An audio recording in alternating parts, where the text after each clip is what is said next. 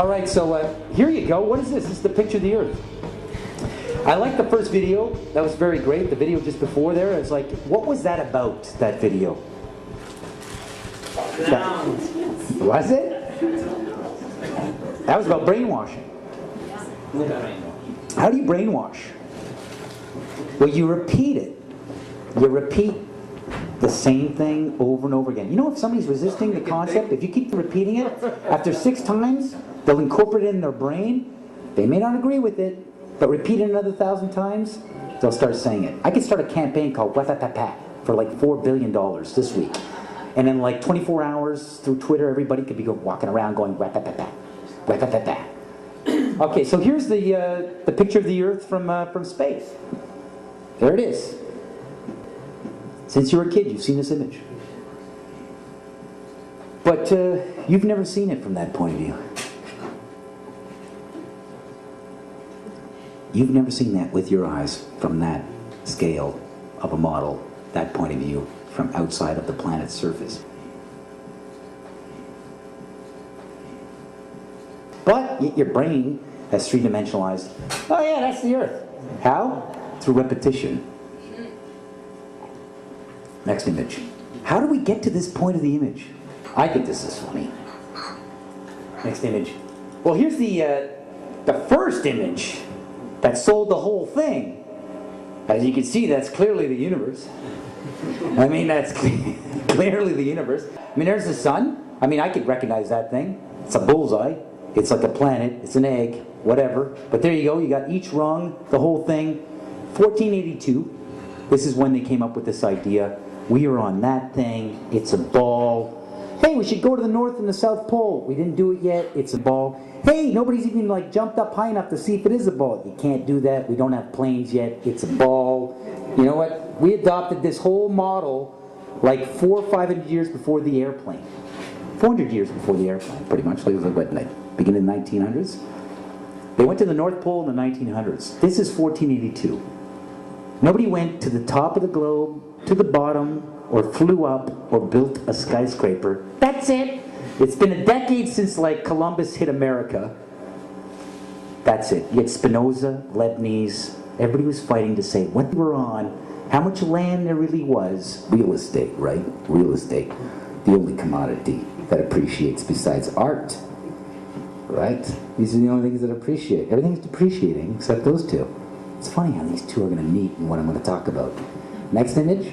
It's funny that we said that this is what we're in right now. This is what we're on before any instrument approved. Until, pause. Can you do it?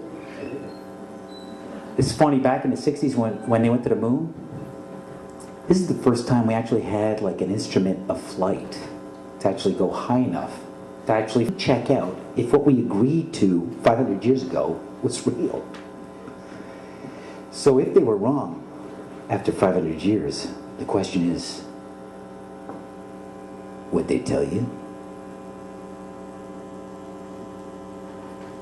University institutions, physics, the Royal Society in London, that supports NASA, Newtonian physics, why objects move on a ball spinning 1,000 miles an hour while it's going 26,000 miles around the sun. It's basically the model we accepted right now. I don't feel it's spinning 1,000 miles an hour right now. Oh, that's because of gravity. Oh, hey, gravity, what's that? That's the thing you can't feel.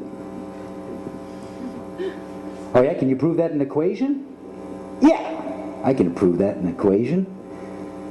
It took Newton like a book, 3 times thicker than the Bible, and he still couldn't finish his equation on how to prove gravity. He would try to prove gravity when you read Newton's book of Principia through like Stephen Hawking, or if you even find the original book, he would prove by saying that everything started with the word if.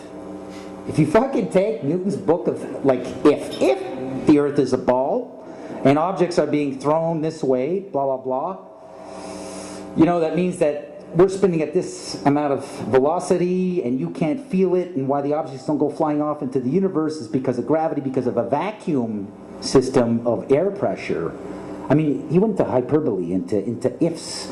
I mean, if you were to highlight every time the word if came up in Newton's book of physics, You could use it as a flashlight in a dark room, man. It's like get out of the cave with the amount of times if is highlighted in his book on physics. It's like if is every... Here's like a perfect example of them landing on the moon. I mean, it's proof right there. This is an official NASA photo of the first Apollo 11 lunar module landing on the moon. I mean, it's right there. This is proof, man. It's the picture's right there. It's landing on the moon. But the only problem I have with this picture is that it's taken from the moon. I don't know what the big deal was with being the first guy on the moon. It seems the camera crew was already there. A tripod. Camera A, B, C. You know, back in the 60s, I mean, I know people who believe they saw the landing on the moon because they heard it on the radio. Ethel, get in here, they're on the moon, I can hear the dust. I can hear him walk. He's walking slow. There's zero gravity up. They're on there now. They're on there now. I could just see a guy in a sound studio just taking like a bag of salt going, whoosh, landing on the wooden floor and just going, they're there. They're on it right now. Ethel, get in here. Like, how would you know? There was no independent telescope to even like say they went to the moon. The only telescopes that I could actually film it were NASA telescopes. Yeah, according to the people who landed on the moon, they landed on the moon. Nobody else could check it out. So there it is. That's a photo. There it is landing for the first time, but how? How? Next photo. It's funny how NASA gives us these little pictures, eh? Every week there's a little NASA photo, what they're up to. This is an amazing monumental sort of feat of space exploration. This is the Galileo satellite. Full authentic NASA imagery of the Galileo satellite. Must have cost like $1 trillion for this operation. Very expensive. This is the Galileo satellite. They never knew it would go that far and reach Jupiter. You know, they didn't know. It's the first time anything goes that far. It managed to get there. There's Jupiter. There's one of its moons. I mean, it's clearly lining up to take some really good photos of Jupiter. Immediately followed by a camera satellite. Perfectly composing the whole shot out in outer space. Amazing, eh? What the cameras can do when they fly. It's into outer space, a place we've never been to. That's amazing. Look at that. That's perfect. That's like the photo of the year, if you ask me. For a satellite to be able to like, you know, like wake up in outer space. We didn't even know we could do that, you know, and with, unbelievable. I give it to NASA. Let's go to another photo here. Another photo. This is good too. Oh, let's zoom in. I love that iMovie sort of effect. I'm really in the gas.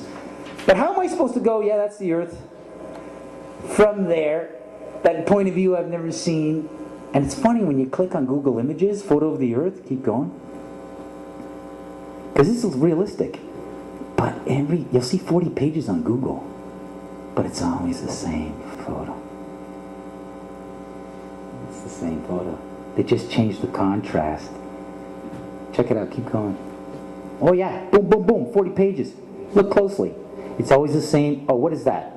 I guess this is a photo of the Hubble telescope taking a picture of itself.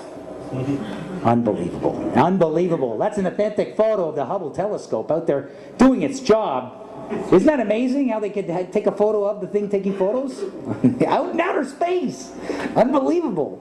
You know, they never crossed Antarctica, but let's go to the moon and take pictures out in space. That's unbelievable. You know, the instruments will work in Antarctica. It's too cold, but hey, let's go somewhere where we don't know the instruments will work. That's unbelievable. I can't, it just boggles my mind how they do this stuff. All right, next one, solar powered, by the way, solar powered. Look at that, environmental. Environmental in outer space. Okay, that's it. There you go. There you go. There's what you believe. That's it. That's it. That point of view you've never seen. It's funny, huh? I think it's funny. You've never seen that, but everybody goes, yeah, il prend ça pour acquis. Ah oui, c'est ça.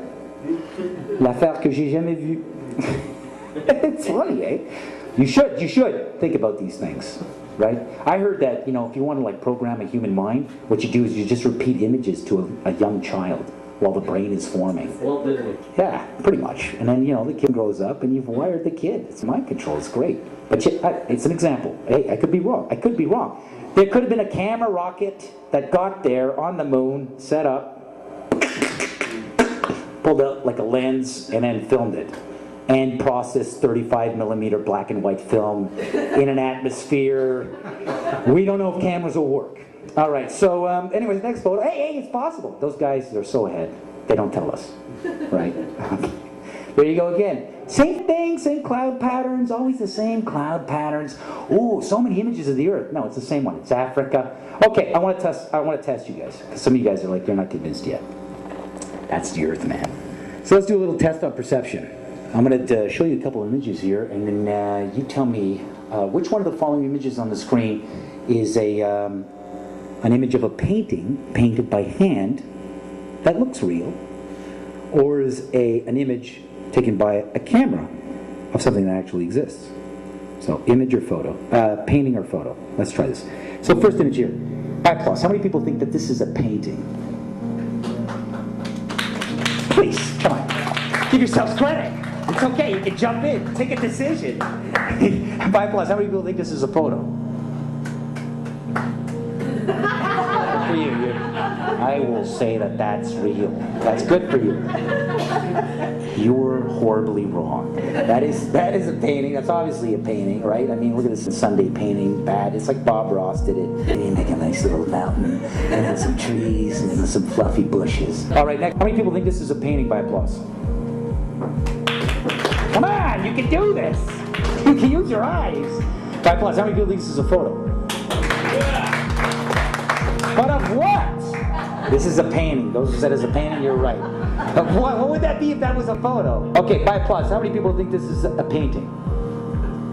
By applause, how many people think this is a photo? It's a painting. I did it. Okay, here, by applause. This is a bit technical here.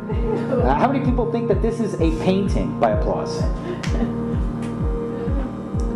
How many people, by applause, think this is a photo of toys that are painted? This is a painting of toys that are painted. Cesar Santander, European artist, high realist. How many people think this is a painting? By applause. Okay, by applause, how many people think this is a photo? Those said it's a photo, you're close. All right. Okay, by applause, how many people think this is a painting? How many think this is a photo? This is a painting. I did it. Money on steroids. Next. So I know what I'm talking about. This is an official NASA photo of the North Pole. Go back. What is that? Is that you? Or is that the? Okay. Go back to the other one. Go back to the other one. Go back to the other one. Okay. This is an official. This is an authentic. Apparently from NASA. This is an authentic NASA photo of the Arctic, the North Pole. By applause, how many people think that this is a painting? There we go, that's Europe. The sun's hitting it. Applause, you think that's a photo? Well, satellite imagery, man, there's infrared. All right, next image. This is Olilapia. Next image. This is Olilapia without an Adobe Photoshop shading. And this is the texture that I cut out with a circle to create the fake moon called Olilapia. Are you telling me that we just got to take black construction paper, cut out a circle, put it on peanut butter and jam spills, and say, hey, it's Ipapopo? It's funny, I do this today because you saw the Google today, they had the Hubble telescope. It looked like a kid's drawing. Did you see that today? That's why I'm doing this today. So this is the next one. You can go to the next one. That's it. I mean, I just take out, I say it's not a circle. It's not a sphere. Right away, what do you have in your brain?